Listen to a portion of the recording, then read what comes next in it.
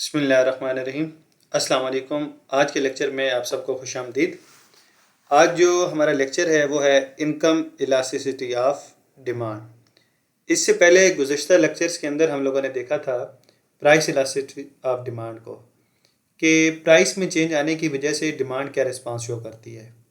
आज जो हमारा लेक्चर है वो इनकम के हवाले से है कि अगर इनकम में चेंज आए तो इनकम में चेंज आने की वजह से डिमांड क्या शो करे, अपना रिस्पांस क्या शो करेगी। तो बेसिकली जो इनकम इलास्टिसिटी ऑफ डिमांड की सबसे सिंपलेस्ट डेफिनेशन है वो ये है कि when the demand changes due to change in income then it is called income elasticity of demand. यानी कि जब भी आपकी डिमांड में चेंज आए आपकी इनकम में चेंज आने की वजह से, तो इसको अगर हम सिंपल टर्म में हम ऐसे लिखना चाहें तो change in demand due to change in income. यहाँ पे ये डेल्टा का साइन चेंज को रिप्रेजेंट कर रहा है और डी डिमांड के लिए है। इसी तरीके से ये जो डेल्टा का साइन है ये चेंज के लिए और ये वाई यहाँ पे इनकम को रिप्रेजेंट कर रहा है। यानी कि आपकी डिमांड में कितना चेंज आएगा जब आपकी इनकम में चेंज आएगा, तो इस चीज़ को जब हम मेजर कर रहे होते हैं तो इसे हम कहते हैं इनकम इलास्टिसिटी ऑफ डिमांड। अब इनकम इलास्टिसिटी ऑफ डिमांड की फर्दर कुछ टाइप्स हैं। इसकी टाइप के इसमें जाने से पहले हम ज़रा इनकम इलास्टिसिटी ऑफ डिमांड का फार्मूला ड्राइव कर लेते हैं। जो इनकम इलास्टिसिटी ऑफ डिमांड का बेसिक फार्मूला है वो फार्मूला आपके पास बेसिक फार्मूला ये है, ई वाई से हम इसको लिख देते हैं elasticity of income is equals to percentage. ये परसेंटेज का साइन है change in quantity demand due to percentage change in income. Delta का साइन चेंज के लिए और q d quantity demand divided by percentage change in income. अब इसी को अगर हम फर्दर एक्सप्लेन करना चाहें तो ये जो percentage change in quantity demand है ये इज इक्वल्स टू होती है Q1 minus Q divided by Q into 100। यहाँ पे Q1 का मतलब ये है कि जो इस वक्त क्वांटिटी है, Q का मतलब ये है कि जो प्रीवियस क्वांटिटी थी। जैसे कि इसको मैं अगर यहाँ पे लिखता हूँ y और इसी के अगेन मैं यहाँ पे लिखता हूँ क्वांटिटी, तो यहाँ पे आपकी इनकम पहले 100 रुपये थी, अब आपकी इनकम होगी 150। और जब आपकी इनकम 100 थी तो अब तब उस टाइम आप 40 क्वांटिटी परचेज़ कर रहे थे और 150 इनकम होने पे आप लोगों ने फॉर एग्जांपल 45 गुड्स परचेज़ करना स्टार्ट कर दी। तो Q1 का मतलब ये है 45 और Q आपके पास जो पहले वाली थी, तो यहाँ पर Q1 से मुराद जो इस वक्त आपकी क्वांटिटी है और Q से मुराद जो आप पहले परचेज़ कर रहे थे। इसी तरीके से जब हम परसेंटेज चेंज इन इनकम की बात करेंगे तो percentage change in income is equals to y1 minus y0, इसको लिख लेते हैं, divided by y0 multiply by 100। इसी तरीके से यहाँ पे ये जो y1 है ये इस वक्त आपकी करंट इनकम को शो कर रहा है, y0 आपकी प्रीवियस इनकम को शो कर रहा है डिवाइडेड बाय y0। तो यहाँ पे ये जो 150 है वो इस टाइम आपकी करंट इनकम है और y0 या y आपकी प्रीवियस वाली इनकम थी। तो अब हम इन दोनों को इस फार्मूले में पुट करते हैं तो elasticity of income is equals to percentage change in q d, उसकी जगह पे आ जाएगा Q1 minus Q divided by Q into 100 divided by percentage change in income, उसकी जगह पे आ जाएगा y1 minus y divided by y into 100।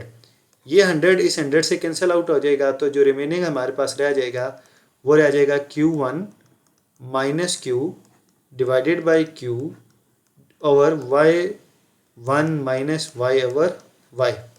अब ये जो Q1 माइनस Q है इसको हम लिख सकते हैं, ये हमारे पास है change in Q divided by Q।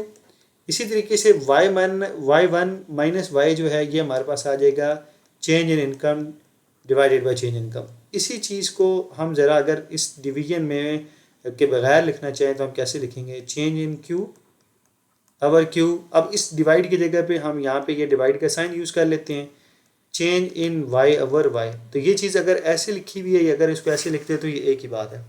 अब जब हम इसके साइन चेंज करते हैं, इस डिवाइड को मल्टीप्लाई में कन्वर्ट करें, तो चेंज इन Q ओवर Q, ये डिवाइड का साइन जब मल्टीप्लाई में चेंज होगा तो ये y ऊपर चला जाएगा और चेंज इन इनकम नीचे आ जाएगा।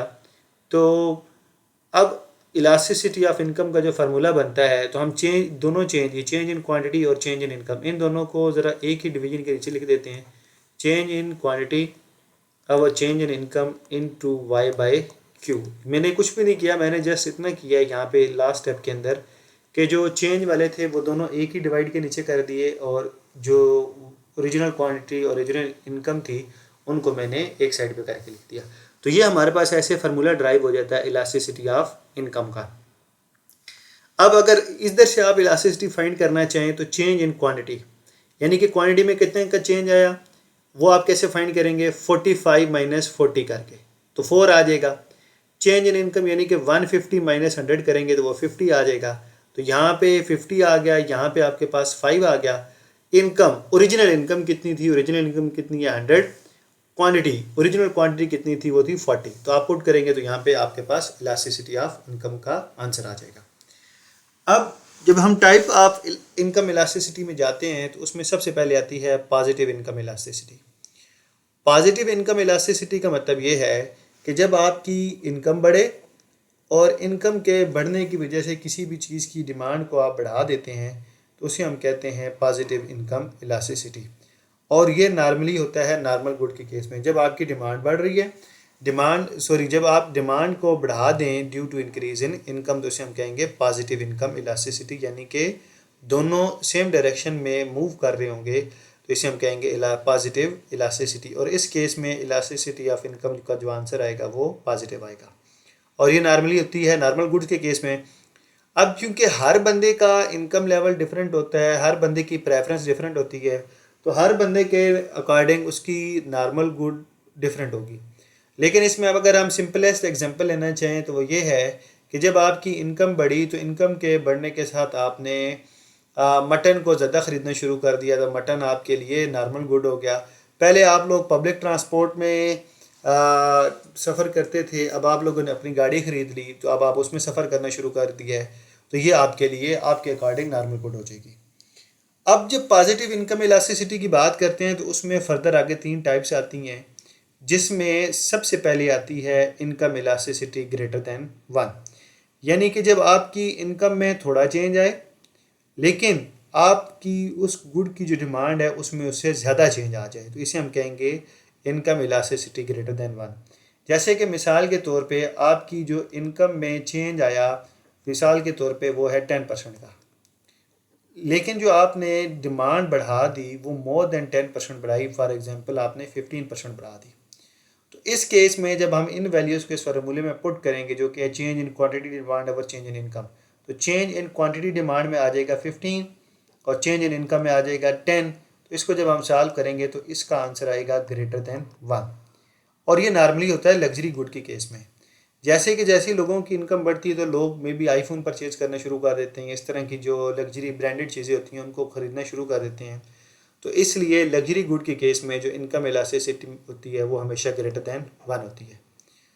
जो पॉजिटिव इनकम इलास्टिसिटी की दूसरी टाइप है वो है इनकम इलास्टिसिटी लेस दैन 1, यानी कि इसमें इनकम इलास्टिसिटी का आंसर हमेशा लेस दैन 1 आएगा, इसमें इनकम इलास्टिसिटी का आंसर हमेशा ग्रेटर दैन 1 आएगा।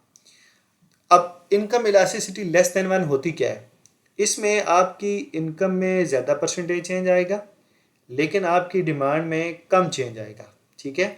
इसमें मिसाल के तौर पे जो आपकी इनकम है उसमें चेंज आया 10% का, लेकिन जो आपकी डिमांड में चेंज आया है वो 5% का आया है।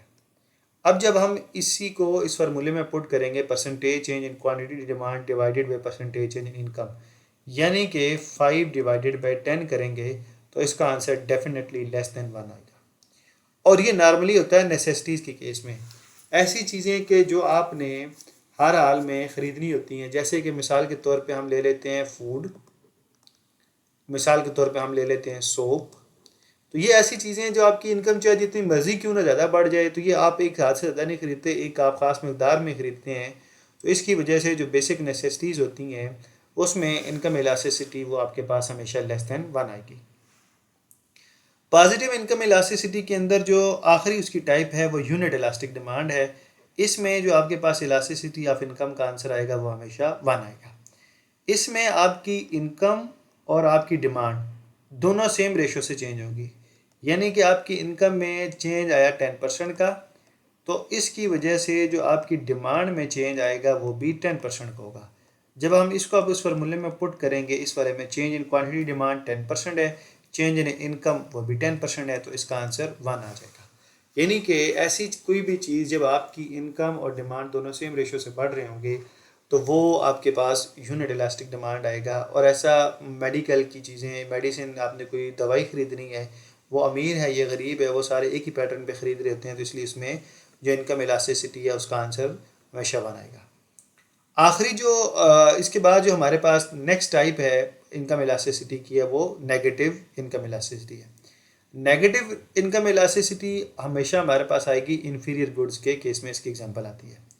अब नेगेटिव इनकम इलास्टिसिटी होती क्या है कि आपकी इनकम बढ़ी, इनकम के बढ़ने की वजह से आपने चीज़ों की डिमांड को कम कर दिया, तो ये दोनों अपोजिट डायरेक्शन में मूव कर रहे हैं, तो इस केस में जो इनकम इलास्टिसिटी है वो नेगेटिव आएगी। जैसे कि मैंने पहले एक एग्जांपल दी है कि जिस तरह नॉर्मल गुड हर बंदे के अकॉर्डिंग मुख्तलिफ होती हैं, इसीलिए इन्फीरियर गुड भी पर्सन टू पर्सन वेरी करेगी।